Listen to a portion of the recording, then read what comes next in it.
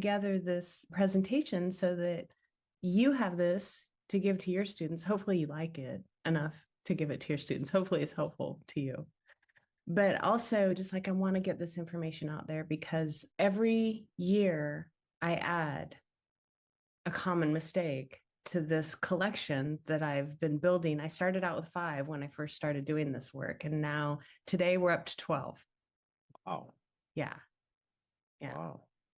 So I created let me see, I'll share my screen with you.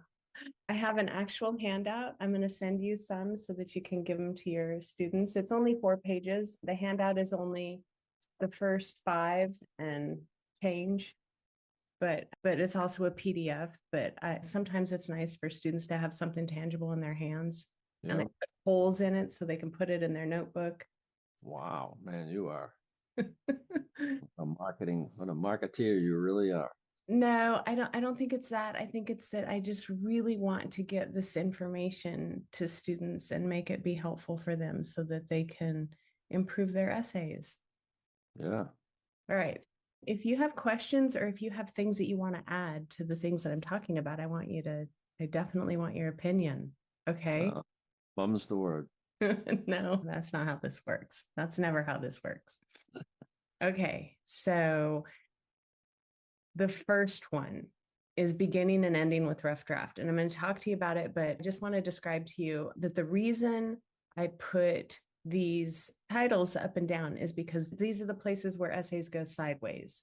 And I wanted to use that visual in these slides. So that's why sometimes students are like, why'd you put it that way? Because I don't want your essay to go sideways.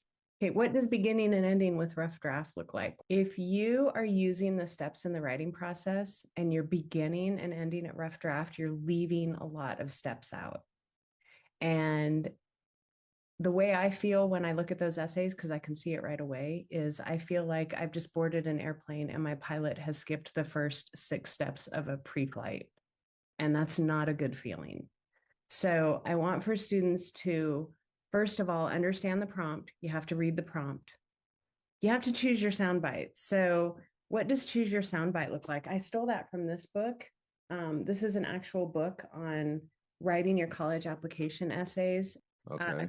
Here's our shameless plug because Thank you. we put a lot of time into this work, into helping these students. And there's a lot of good information about getting an outline, not just with your essay, but getting an outline of the whole process in Tom's book. So I want for students to find that. And then students always skip the free writing.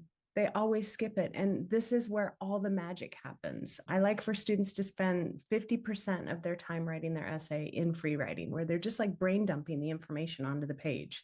They're not polishing, they're not crafting, they're just free writing.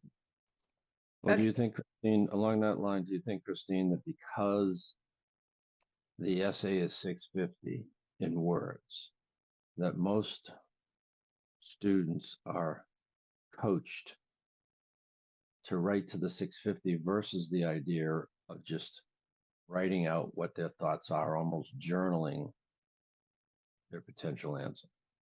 Possibly. And I see that a lot with Virginia Tech essays because they're 120 words. So students think, oh, that's easy. It's only 120 words.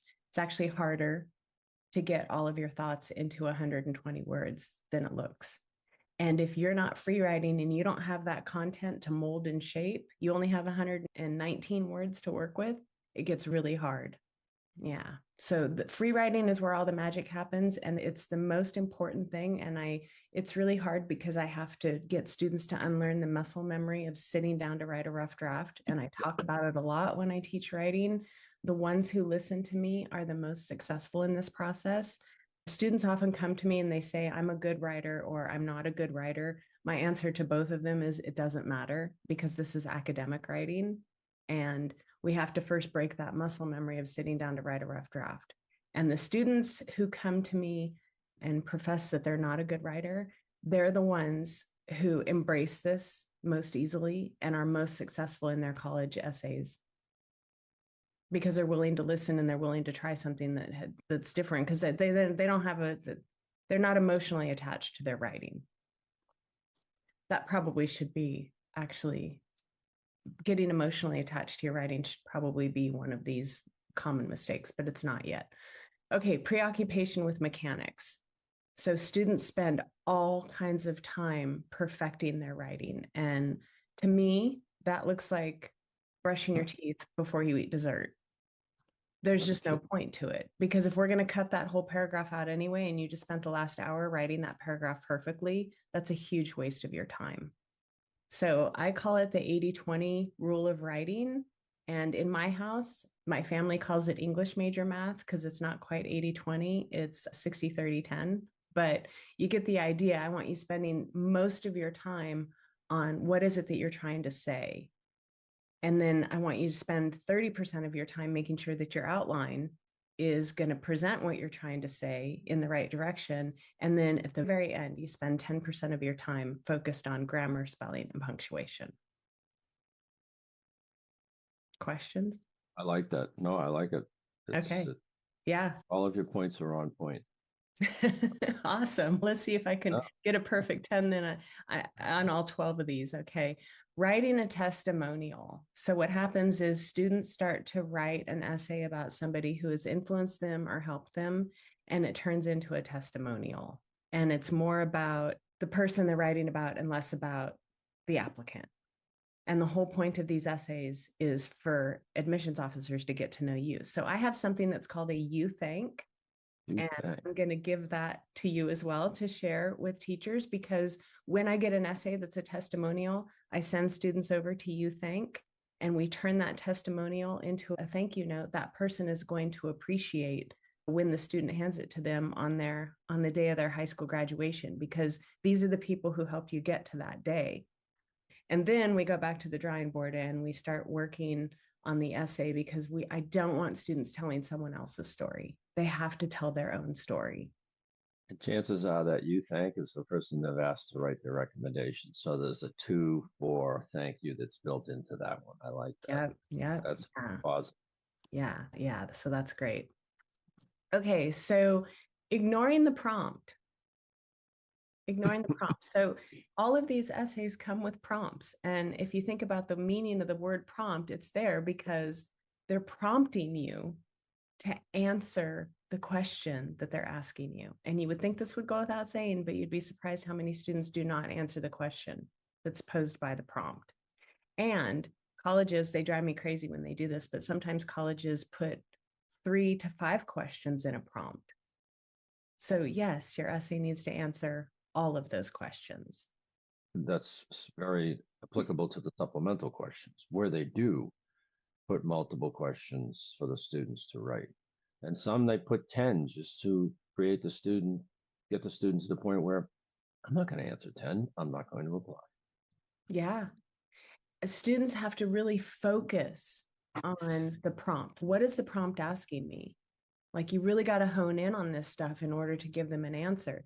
You also have to pay attention to the word count restrictions that they added to those prompts. I'm astonished when I get an essay from a student and the prompt is not copied and pasted at the top of the page. It should always be at the top of the page, because this whole essay has to refer back to the prompt.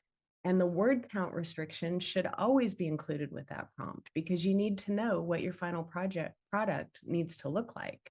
So the prompt, the word count, all of that should be at the top. And I will ask students, can you give me your 1-sentence answer to the question this prompt is asking? Because if a student can't verbalize to me their 1-sentence answer in the question that the prompt is asking, I don't know how they're going to write an essay about it.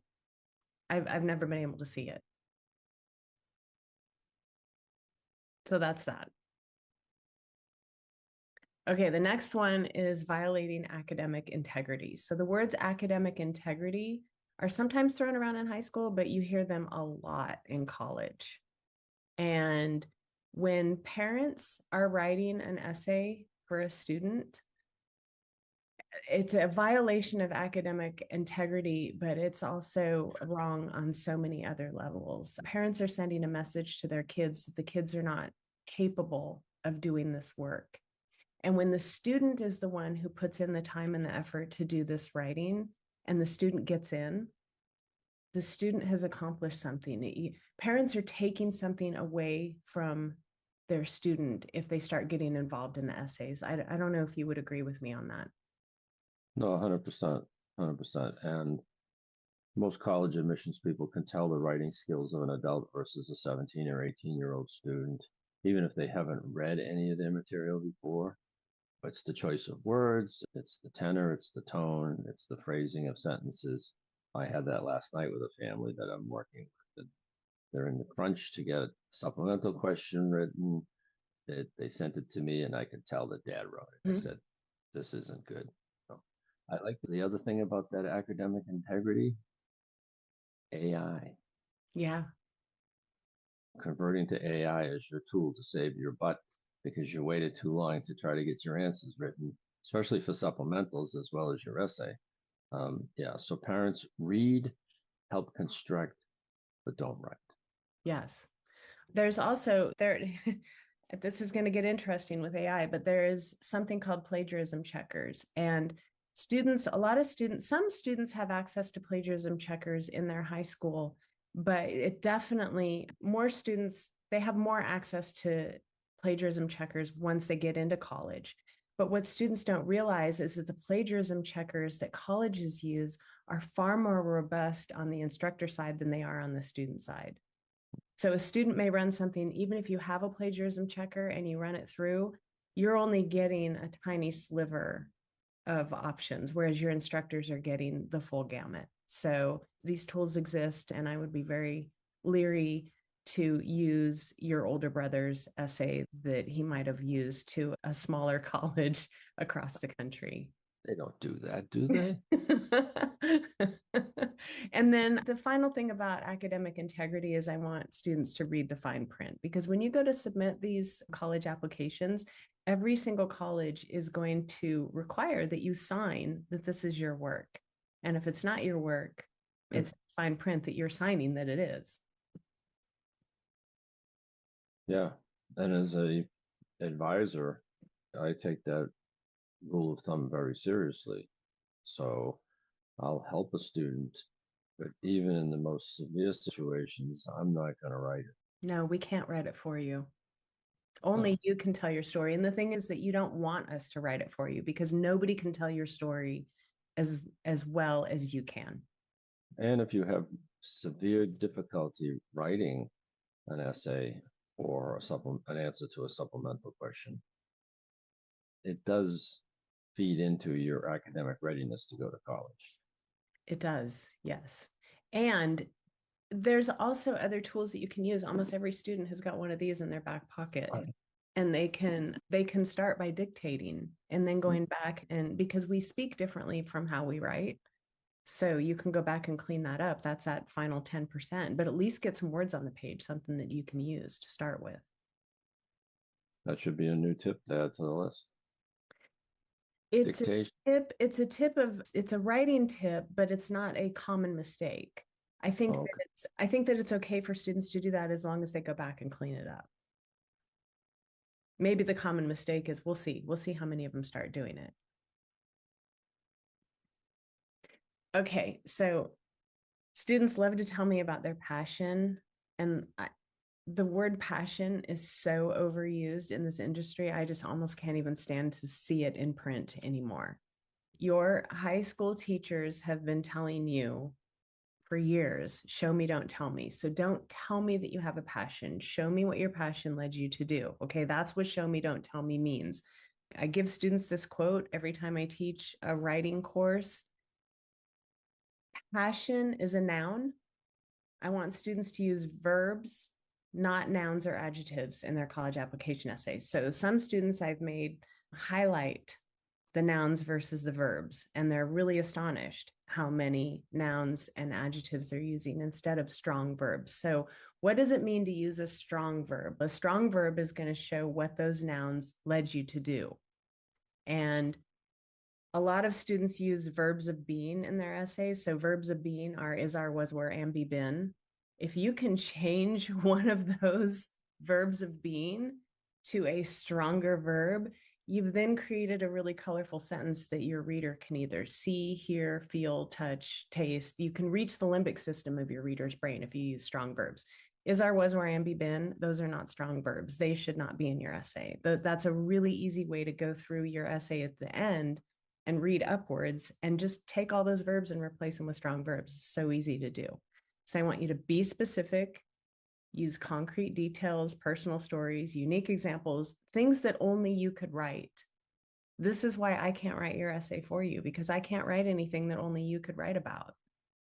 And this is what makes you colorful in your college application essay. You can't tell UPenn about UPenn, and you can't tell Penn State about Penn State because they already know about their campus. They want to hear in your essays about you. They want to know about you. Okay. And then my final thought on all of this is that impact is a noun, effect is a verb. Impact technically can be used as a verb, but if you do that, you're turning it into a phrasal verb, and most students are not using their phrasal verbs correctly. So if you're using the word impact in your essay and you can substitute the word effect, I would encourage you to do that, because if your reader has an English degree from my era, this is going to bother them. It's getting more and more common. People are using it more and more now, but I don't like it.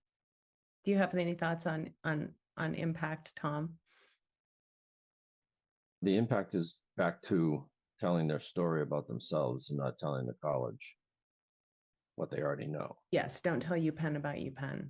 Yeah, they're what they've got on their campus. It's your time to expand on who you are, your uniqueness, your innovativeness, your quirks, your character, all of that interesting stuff that they don't have any idea about. Quirks and character, I like that. Okay, so speaking of talking about your quirks and character, be careful not to tell the wrong story. What is the wrong story? So this is my list of things that I don't really like to see as a topic in your essay. It all goes back to choosing your sound bites. So when the admissions officers are talking about you after they read your essay, do you really want to be the student who wrote about that? Yeah, go back to that slide. Yeah, folks, concentrate on watching your kids, not writing about this. Mm-hmm. Yeah. These are the ones that I've added over the years that I think are just, they're really dangerous roads to go down, and it's just not necessary. So choose how admissions officers are going to remember you. I also encourage students to protect their privacy. You do not need to disclose any HIPAA or FERPA protected information in your essays.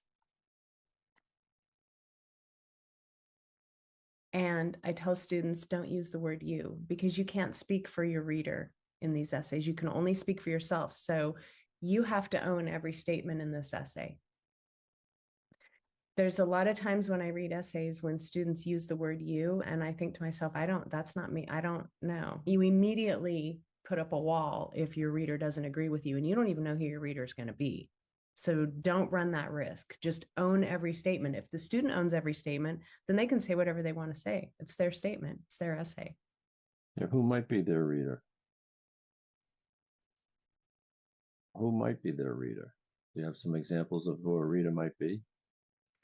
Reader could really be, in my opinion, I don't think that a student should write to a particular reader because the student has no control over who their reader would be. We don't know what those readers' filters are. This is why writing is so difficult, because they're symbols. Writing is just symbols on a page that a reader then has to look at and interpret. If I cook for you, you can immediately taste it. If I draw a painting or take a photograph, you can see it. But with writing, there's interpretation of symbols, and that reader may have filters that you're unaware of. If English is their second language and some of those symbols mean something else in their first language, they've got an interpretation thing. And writers can't always guarantee that the reader is going to interpret their writing correctly. So I would err on the side of not trying to even write for your reader, because you don't know who your reader is. But where are you going with that? Along that same line, It can be an admissions person, it could be a student, it could be an ambassador at a big school where they have a lot of applications and a lot of individuals. They have senior readers, all the way out to alumni, all the way out to contracted individuals who work for a school to read applications and essays because they don't have the time within the office. So your point about writing your story to be your story, I think is applicable to any type of reader. Yeah. Yeah. Because if you're owning the content, then the reader may not agree with you, but it's not wrong. But if Right. you're telling the reader what the reader feels, you could be wrong. Yeah, So it just goes take the back word to you out. don't write to tell Penn State what they already know. Don't Yeah, write for the reader to what they already know, whether it's exactly. the topic, write with emotion so that the person is seeing you in the writing. Exactly. Okay, I don't know what number we're on right now, but the next one is writing a resume or an autobiography. So in your Common App, you already have a list of your activities. You don't need to list them in your essay. And this is not the life and times of a student. This is simply the Common App essay is also not a why major essay. It's also not a write about why you want to study this. The Common App essay is like a piece of pie. It's a tiny sliver. It's just a little bit of your life that tells a larger story. Right? And you have the opportunity to upload your resume as a You separate do. item. Many schools will let you upload more additional documents. So upload your resume as a separate item so that you give the reader. The nice thing about the resume and the upload is that it allows a person to look at everything on one document versus sometimes looking at things from a data file analysis. So yeah, use that opportunity. Yeah, yeah. Your point is very well, should be very well taken in that you're not listing everything that you've done for 19 years in your essay about the compelling story you want to tell. Just a tiny sliver of a story of something that we would not know about you just by looking at your grades or your transcripts. And it doesn't have to be about you, it can be about many things. I don't know what you're feeling about using it as an opportunity to display creative writing skills, but We're going I to have. get to that. Oh, okay, okay, I'll hold my thought then. That might be the one that you disagree with me on. Okay, ooh, all right, let's see. Keep going. It's next. Don't use literary devices. What's And this is that? why. This is why. This is not an application for an MFA in creative writing. You may get there one day, but you got to get past here first. This is a job interview. Admissions officers are busy people.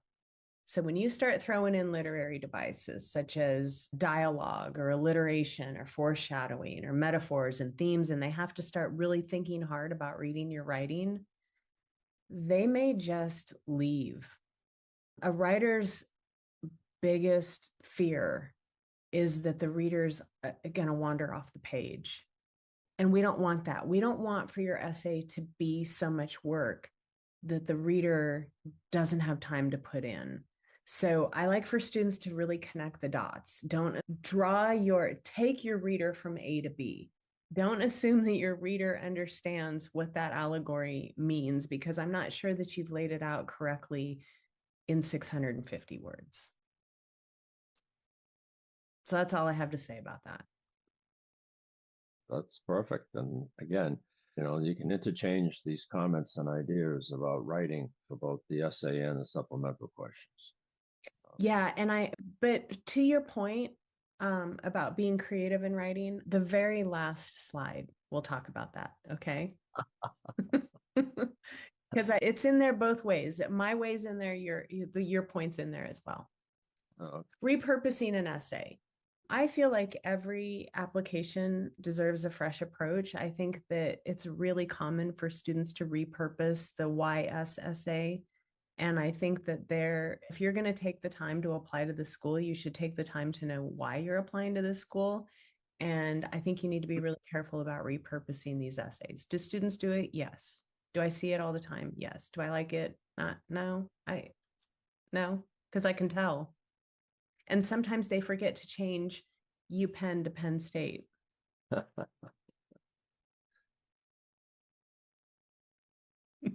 think repurposing them as a supplemental answer, potential, as long as you change the institution's name. And I'm a big fan of making sure that you look back at your essay and your supplementals when you're doing scholarships, because a lot of those questions, you already have some writing that you can retweak, modify, and save a little time. But Exactly. write fresh for each one. Yeah. Okay. So the problem with Journalism 101 is that you have to actually be in college to start learning these lessons. I've got 30 years and I'm going to share what I know, and hopefully you're going to listen to me. So the first time an instructor told me this, I felt personally wounded. Just because it happened to you doesn't make it interesting. I got told this after I wrote a column, which is an opinion piece for a newspaper, and it really hurt my feelings. And one of the things that I try so hard to teach students early on is stop being emotionally attached. These are just words on the page.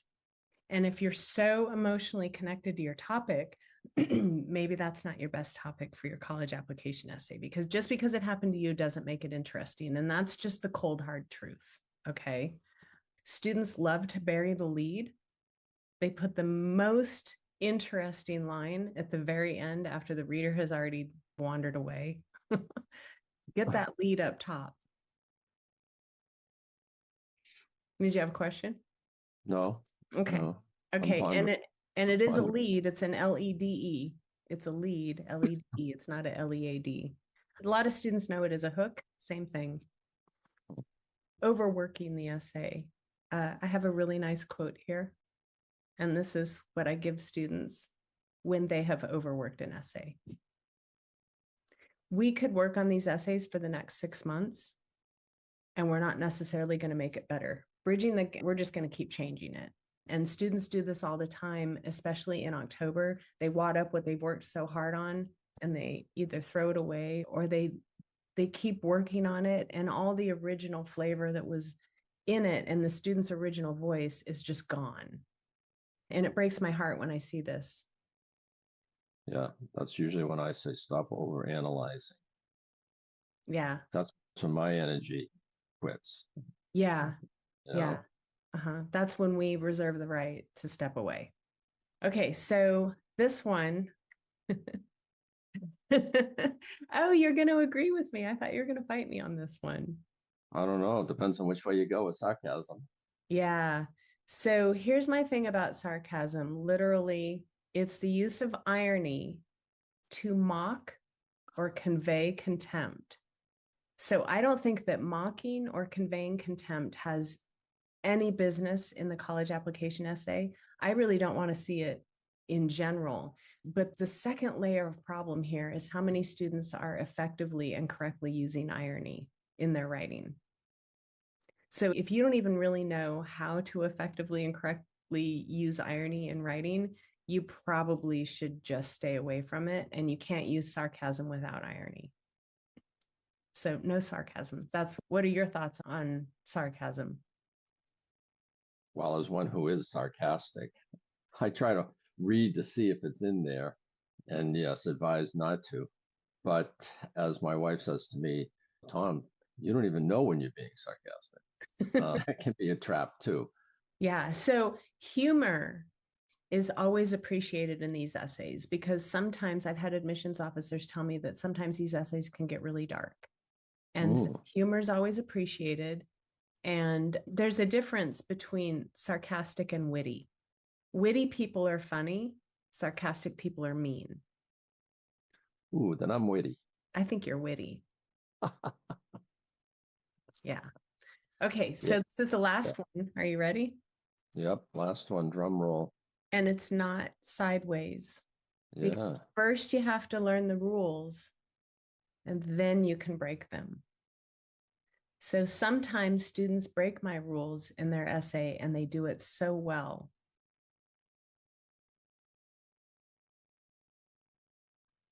And those are the memorable essays. Go back to that previous slide. Learn the rules and then break them. Or Then you try learn to. how to break them.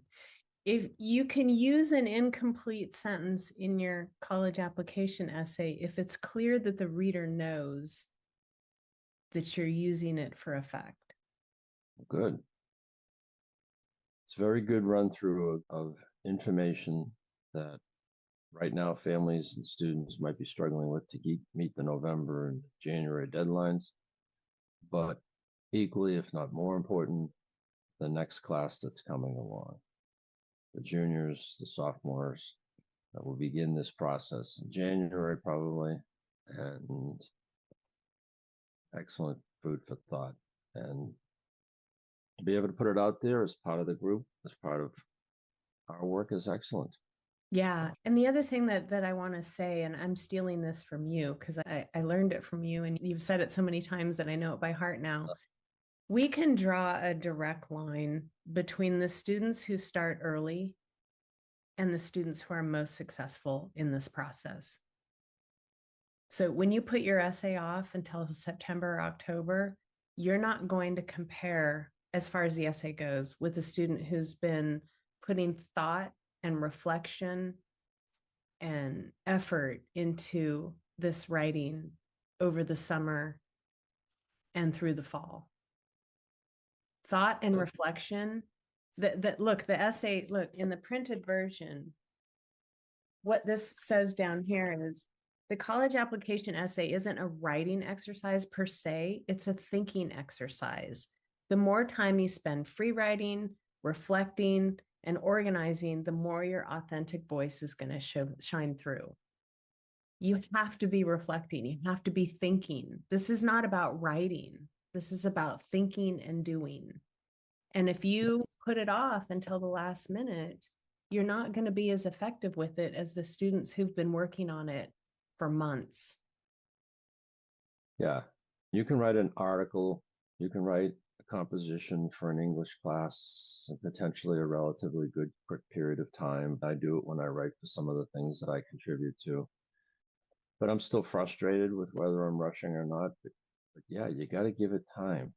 And as I harp on, maybe preach, this process can be intense if it's squeezed into a short period of time. So take advantage of January through the next year as your students go through it. Start in June. When they're leaving school, they start brainstorming. They start pre-writing. August, they should have a draft ready by August. That can be reviewed, can be massaged, can be cut up, whatever the case may be. Because then you're able to put the essay to bed. One more item is checked off the list, and you can get ready for those sometimes brutal supplemental questions that some schools are asking. Yes. And Can't do both at the same time, as well as doing your college application, going to school, having fun, going to the prom and everything else. You just sports, can't. playing your Crazy. sports, you can't hold it all together. And the other thing that happens is when students have their Common App essay done by Labor Day, then they haven't looked at it for weeks when we pull it back out at the beginning of October, and they can see it with a completely fresh set of eyes. And that is a gift that only time can give. If they're a student athlete that's engrossed in sports in the fall, their brains, their minds, their motivation is not going to be towards some of this work. They're the hardest group to work with because they're so busy. So take that group, especially, move everything into the summer, even if they start moaning and groaning. They'll realize when you remind them that we started in the summer to make this period easy, they'll give you a good, strong hug for doing it. Yep. And we can't say enough to convince parents that the students who are working hard in the summer are the students who we see be most successful in the process. Yeah. Less mentally drained, less emotionally, less stressed. They're not going to be filing their applications on Halloween night. And I tell all of my students, I'm busy on Halloween night. I'm I giving want to out do candy. Halloween. I haven't done Halloween for a long time. I want to do I'm giving Halloween out this year. candy to the little kids, not Yeah. you guys. Yeah. Yeah. So what do you think? Is this helpful? Is this something you can Yeah, use? this is excellent. This is excellent. I will use it with my next group of students for sure. Some of the stuff I can say, yes, I've been using some of it, and some of it, maybe I learned a little bit too.